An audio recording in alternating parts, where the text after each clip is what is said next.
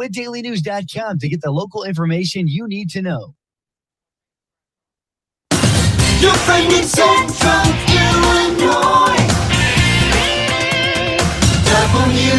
WHOW. Top of the morning. Thanks for being with us. I'm your host today, Seth Lawrence. The WHOW Morning Show streams to Facebook and YouTube. Brought to you by Peterson Insurance, your Pekin Insurance agent in Clinton. My guest on the Zoom today is Ed Shimon with the National Weather Service in Lincoln. Always good to see you, Ed. How are you? I'm doing great. Thanks for having me on, Seth. Yeah, Ed, it's hot. I've been requested by multiple people to have you dial this back if you could. What do you got for us? Can you do anything about this? This is ridiculous. Yeah, we've been putting in the order for a little bit of a cool down to Mother Nature, but she said the Canadians stole all the cold air, and so we are just out of luck for a little bit here. It was Canadians. Good grief. Good grief. Well, I'll tell you what, Ed, let's dive into it. We've got folks around our listening area from north of Bloomington to south of Decatur and everywhere in between. They want to know, what's the weather supposed to be like for their planned 4th of July weekend activities? They got stuff Friday, Saturday, Sunday all over the place. What's the weather forecast look like to get us there and then through that weekend? You bet. Yeah. Starting on Friday, basically there's a chance of showers and thunderstorms during the day, each day of the weekend, unfortunately. But I don't think it's going to be a washout. It's not like there's just going to be constant train of storms. It's going to be more summertime pop up, a few thunderstorms here and there. They may impact you for a short period of time and then kind of move on out. But the evening, actually, of the 4th of July, looks like things are going to settle down and the stormy activity should dissipate. Knock on wood, that fireworks shows are going to be able to get off without, delays from lightning or anything like that. So that's a good sign that I'm seeing in the several of the models going forward here. But you can expect, a few storms during the day. So just have an alternate plan if something is really critical to not have any rain on it. Because unfortunately, the storm track that's going through Minnesota, Wisconsin now is just going to kind of ease its way south with a frontal boundary. And it'll be mainly over northern Illinois, but there's going to be storm chances all the way through the DeWitt County area. So okay. So is it a definite we'll see rain and thunderstorms or yeah, okay. Yeah, it's a certainty. They're going to be in the area. It's just a matter of, we've got, I think, DeWitt County 50% chance on Friday, 50% chance Saturday, 50 or 40% chance on Sunday. So every afternoon really is, the chance is going to be there. I know on Saturday night we still have a 50% chance in there, but I think as the morning models come in, we may ease that evening portion just a little bit, hopefully, just from what I'm seeing in the trends. But there's going to be some showers and storms to kind of create some challenges if you got outdoor plans this weekend. Yeah, I know Clinton certainly does. I know Bloomington normal, a lot of places with outdoor activities and the like. How about Saturday night for those fireworks displays and some communities even doing them Friday and Sunday? Ed, what are the nighttime forecasts showing for the weekend? Yeah, Friday evening does look like there should be a break in there too. If there's some dusk fireworks going off Friday evening and Sunday evening too. Sunday evening looks better than the other ones. For the whole weekend, Sunday night is your best chance of not having anything.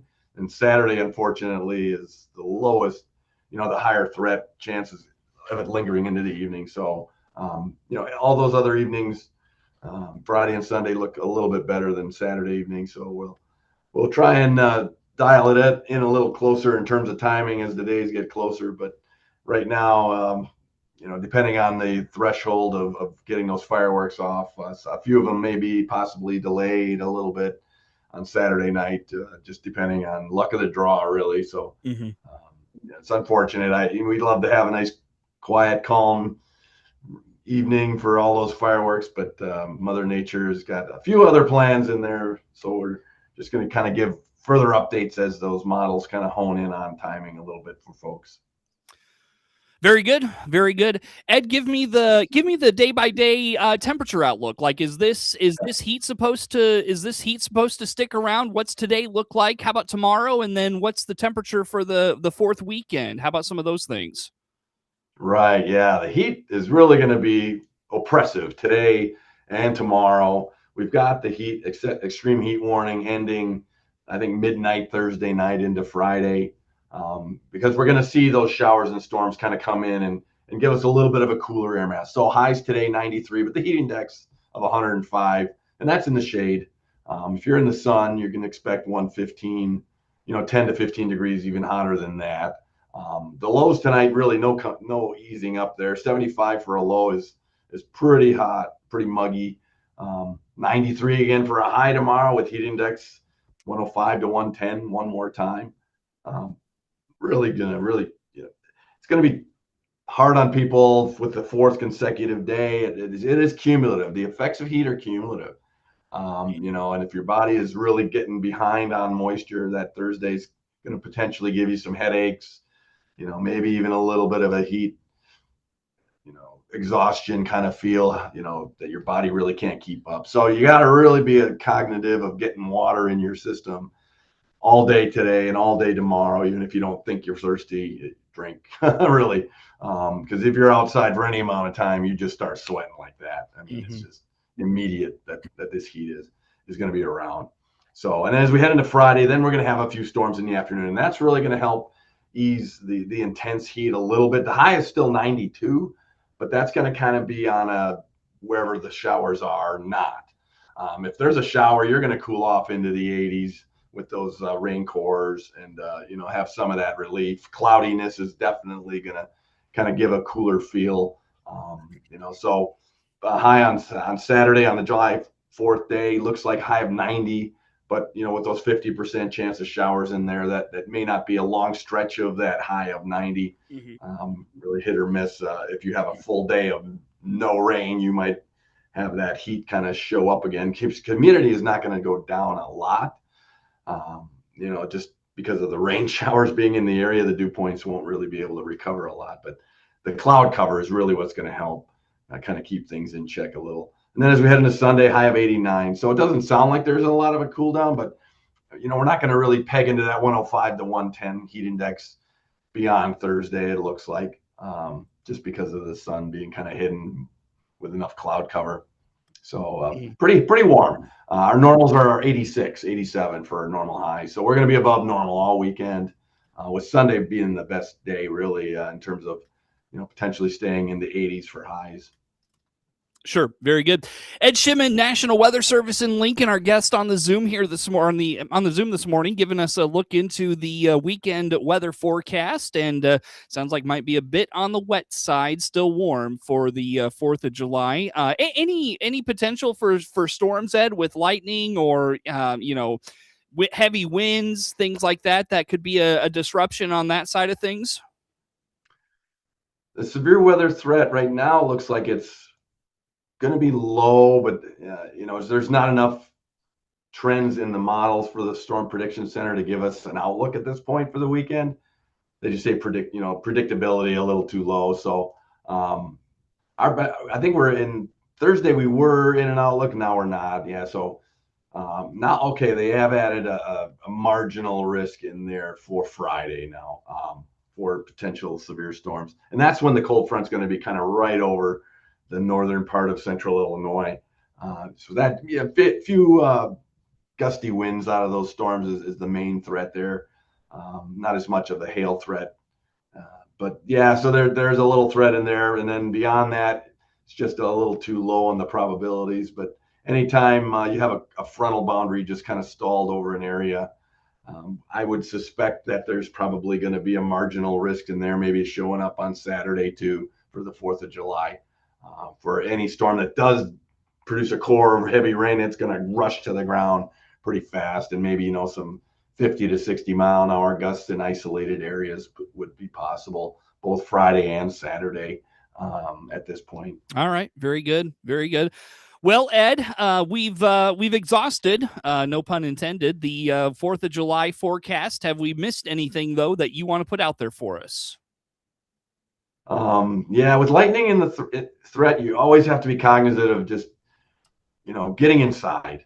If there's thunder, lightning could strike in the area, and that's a bad thing to be dealing with. You never know where it's going to strike, and if someone gets injured because you just didn't go inside soon enough, that's something we really want to avoid for anybody's outdoor activities. So just have a plan for getting inside, and make sure everybody is in the know on where you want everybody to go, and just be cognizant of that, because lightning deaths, while not really a high number in the United States, you don't want any chance of that causing major problems for any family this weekend, or any business or any organization for that matter. Yeah. Where do folks keep up with these forecasts and all the things going on this weekend in terms of weather there, Ed? Yeah, come to our website, weather.gov/Lincoln. Ed Shimon, National Weather Service in Lincoln, is my guest on the Zoom. We'll take a break. More to come on the WHOW Morning Show.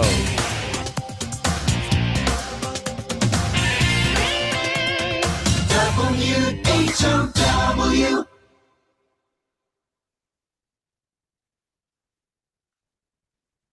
Let's check the opening numbers now at the Chicago Board of Trade on this Wednesday. I'm Jim Taylor on the RFD Radio Network. We start the day higher with corn, beans, and Chicago wheat. July corn opening 4.19 1/4, up 6.5.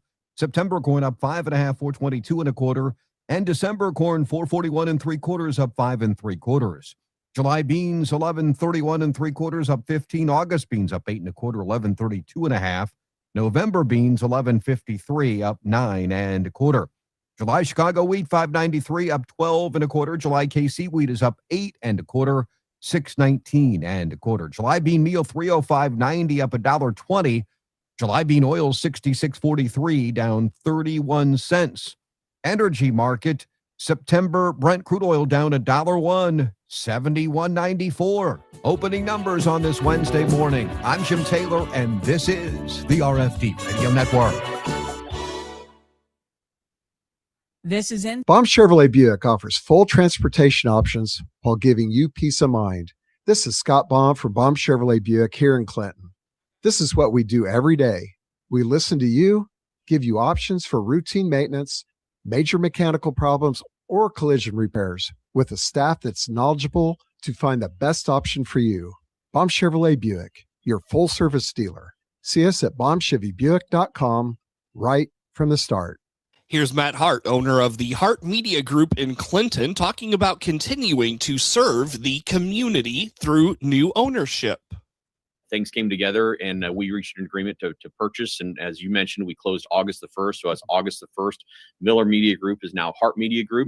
And we're continuing to serve the people of Clinton and DeWitt County and Monticello and Bloomington and Decatur and everywhere, because we'll just keep connecting people as we've been doing. The Hart Media Group looks forward to continuing to serve the community for years to come. Your friend in Central Illinois, WHOW. Once again, a good morning. Thanks for being with us. I'm your host today, Seth Lawrence. The WHOW Morning Show streams to Facebook and YouTube, brought to you by Peterson Insurance, your Pekin Insurance agent in Clinton. My guest on the Zoom today is Ed Shimon with the National Weather Service in Lincoln. Ed, going to be a warm and wet 4th of July weekend. Hopefully, the folks that have planned all these great activities in our community and others can still have those go on. Just work around maybe a little bit of rain. But let's step back and revisit June. Not only was June fairly wet, but very active with storms once again. Let's recap June. What were the highlights for you, sir? Yeah, we had 3 significant events, severe weather-wise, at least for the office. But the 10th and 11th, we had a tornado outbreak, and then we had the 17th with a tornado outbreak, and then a 21st, another tornado outbreak. So there was like a week and a half of just, everything, all hell breaking loose, so to speak. And we did get a lot of rain. I mean, almost everywhere in the state had double what we normally get. The Lincoln, I'm looking at Cocoa Ross for DeWitt County. Actually, the eastern part of the county near had 11.67 inches. It's a Cocoa Ross observer. They have their own 4-inch rain gauge. And then in town, 7.51. Northern part of the county, just inside McLean, is 10.6. So there was, normally it's about 3.8 inches, I think, for the month. And if I look it up here for June, 4.16. So just about double, and maybe even a little more than that for the month. So it was very wet month, very active. with severe weather. And we had, I think, over 60 tornadoes, 65 tornadoes in June in the state. And a lot of those were right in central Illinois here. So, luckily none of those were very significant, but we did have the Teutopolis tornado and then the Charleston tornado, both of those EF3s in the central Illinois area. And very lucky that we didn't have hardly any injuries at all through our tornado events this month. Mm-hmm. Yeah, it speaks to there, Ed, the notice you're able to give folks on those things and the ability to share that folks need to find cover and shelter, in today's digital world, Exactly. And people are really weather aware and making sure that they take cover when those tornado warnings come out. And that's everything in terms of safety. Seconds save lives. You don't know where that tornado is really going to set up. Sometimes they're marginal days in a tornado can develop very close to where you live, and you may get the warning hitting your weather radio as soon as it's really touching down in a vicinity nearby. So, people are clearly taking weather awareness, seriously and taking action. And that's showing up in the numbers when you have 70 tornadoes and a few EF3s and 5 EF2s. Homes are getting damaged and people are staying safe. Yeah, very good. Very good. So in terms of moisture that hit the ground, you touched on it a little bit there, Ed. There were places that got in excess of 8 to 10 inches. What were some of the other totals around the area? Was there a spot that got more rain than others? What were the trends that you noticed in terms of precipitation? Yeah. If you go north, Bloomington Normal had a lot of reports in the over 11 inches, south side of town especially. If you go over towards Champaign, they were more in the 6 to 7 inches of rain. Peoria to the northwest, I had 9 inches. There were several 10 to 10 and a halves, and just northeast, Germantown Hills area, 12 inches of rain. So just a lot of water hit the ground. Even down towards Effingham, 8 to 10 inches of rain down in that part of the state. Charleston, Mattoon, 7 to 8 inches.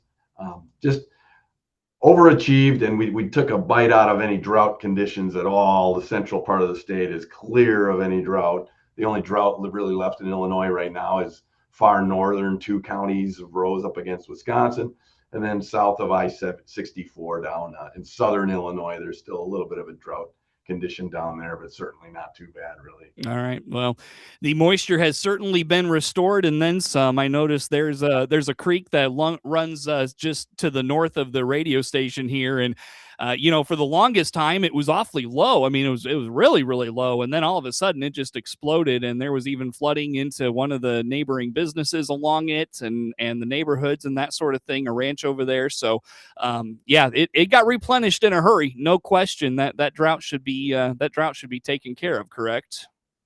Yes, absolutely. Yeah, and it should be fine for a while now. Flash drought is not going to be a concern in July, I don't believe.